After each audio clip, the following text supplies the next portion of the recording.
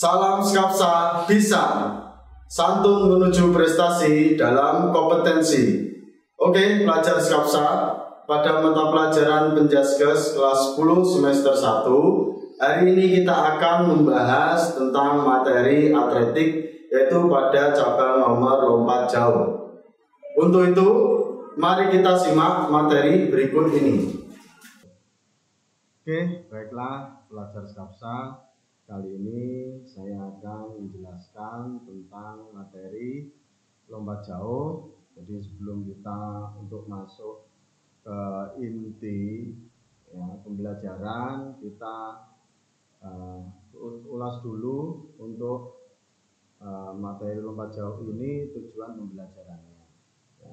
Jadi ada 3 tujuan pembelajaran kita untuk mempelajari lompat jauh ini. Yang pertama adalah siswa dapat melakukan teknik dasar lompat jauh. Ada 4, awalan tumpuan, melayang, dan mendarat dengan koordinasi yang baik. 2, siswa dapat melakukan variasi dan kombinasi teknik dasar lompat jauh dengan koordinasi yang baik. Yang ketiga, siswa dapat melakukan perlombaan atletik lompat jauh dengan menggunakan peraturan yang dimodifikasi untuk menumbuhkan dan membina nilai-nilai kerjasama, kejujuran, menghargai, semangat, dan percaya diri.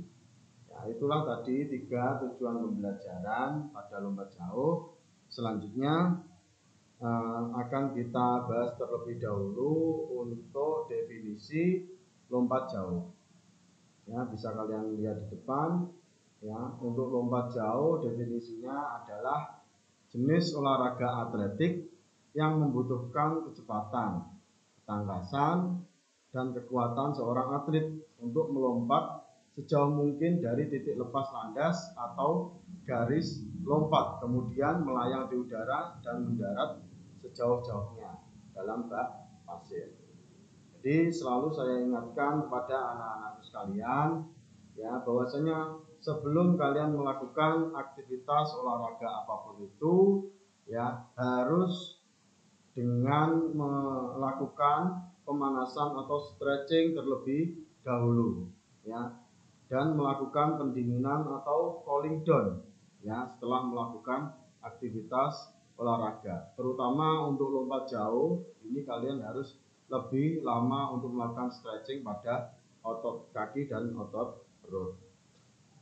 Oke, anak-anakku sekalian, untuk definisi lompat jauh saya kira itu.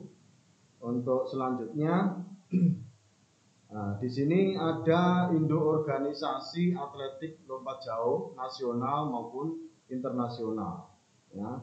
Kita bahas dulu untuk IAAF. Ini ada International Association of Athletic Federation. Ini untuk induk organisasi atletik internasional. Dan untuk yang ada di Indonesia, ini ada Persatuan Atletik Seluruh Indonesia atau disingkat PASI.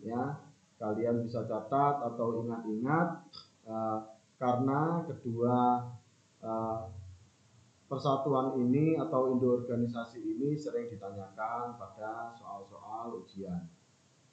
Baiklah anak-anakku, sebelum kita masuk pada materi inti untuk teknik, kita lihat dulu di situ ada gambar bak lompat dan box tumpuan Jadi bisa kalian lihat jarak antara box lompat dan bak lompat itu berjarak sekitar 1 meter dengan panjang bak lompat sekitar 9 meter.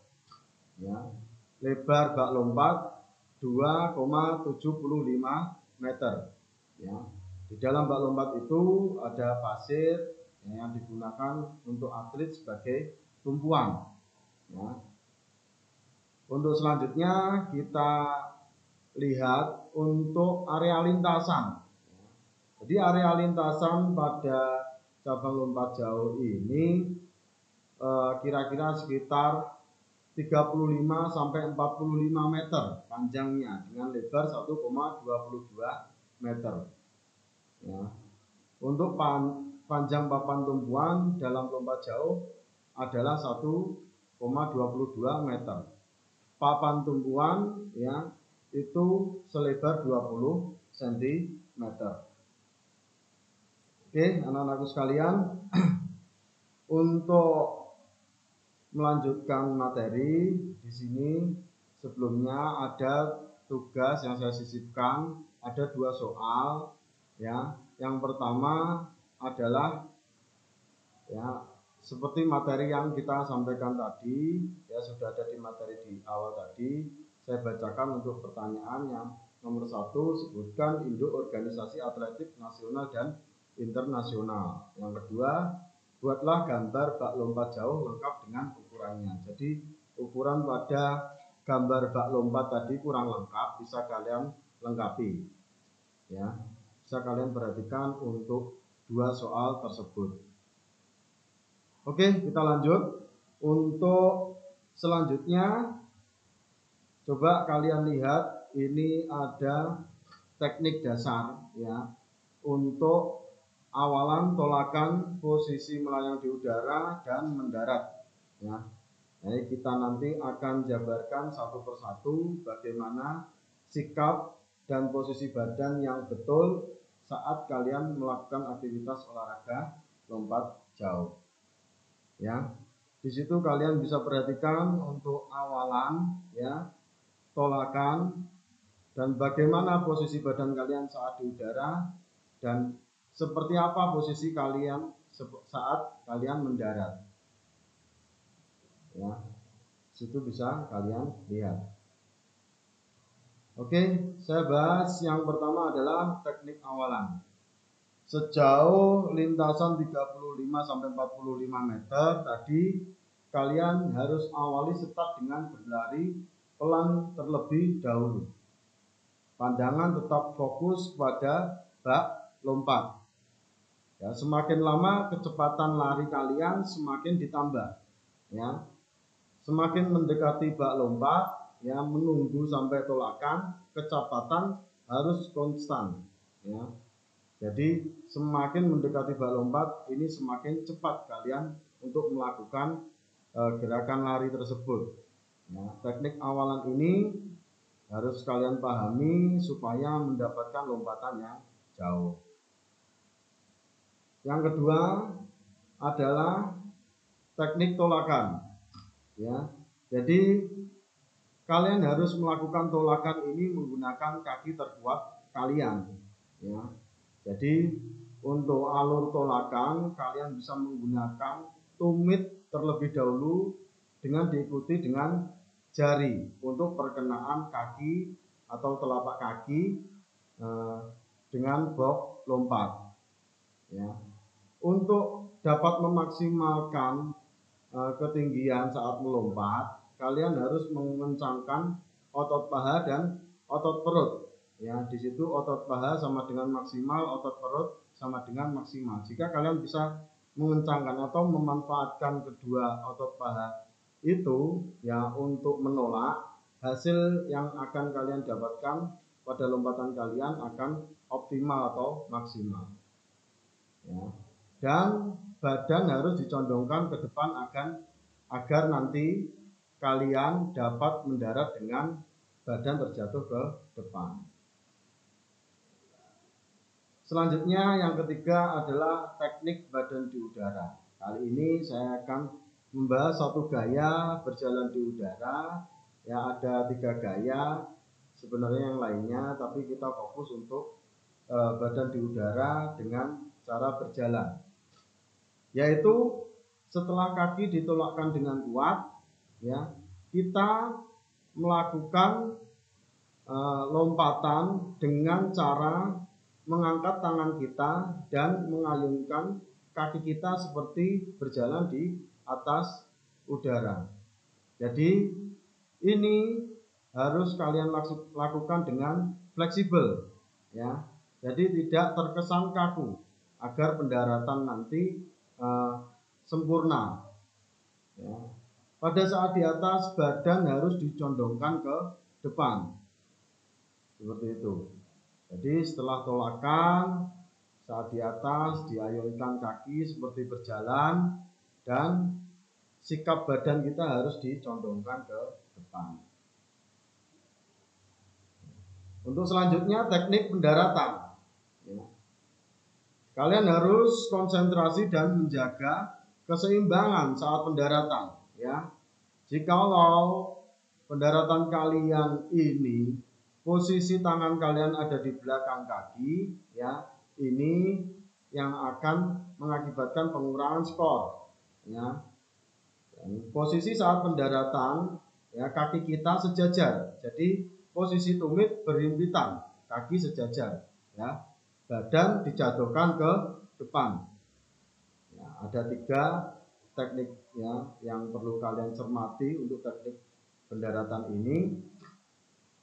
Dan selanjutnya ini ada latihan, ya, latihan gerak dasar, gerak langkah, menolak posisi badan di udara. Ya, ini untuk latihannya. Di situ kalian lihat ada 2 box tumpu. Yang pertama harus kalian lompati terlebih dahulu. Nah, pada box kedua kalian harus menginjak box. Diupayakan tidak keluar dari garis box, karena akan membuat lompatan kalian terjadi diskualifikasi. Ya, jadi harus disesuaikan, ya, dari panjang dan lebar box dengan kaki kalian saat menumpu di box. Dan selanjutnya latihan untuk melompati halang rintang. Ya.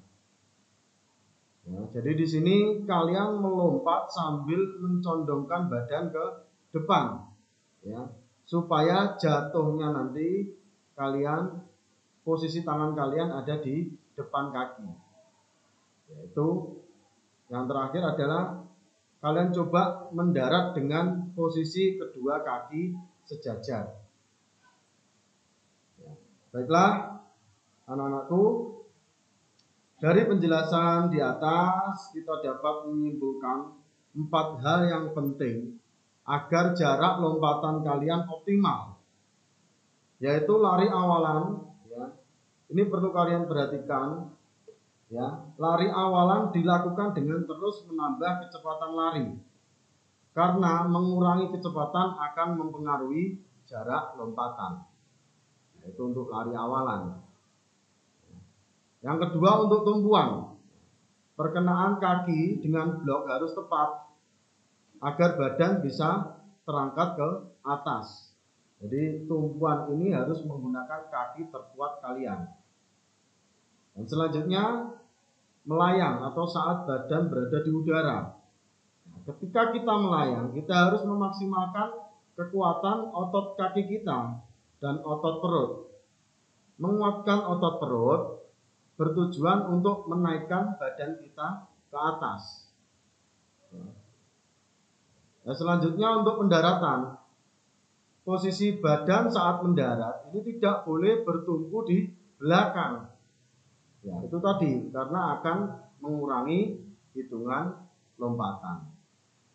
Jadi 4 hal yang penting dalam aktivitas olahraga lompat jauh ini coba kalian cermati, ya, dan pahami, serta agar menghasilkan lompatan yang jauh seharusnya ini kalian harus latihan sesering mungkin di rumah, mulai dari lari awalan, tumpuan, melayang, dan pendaratan.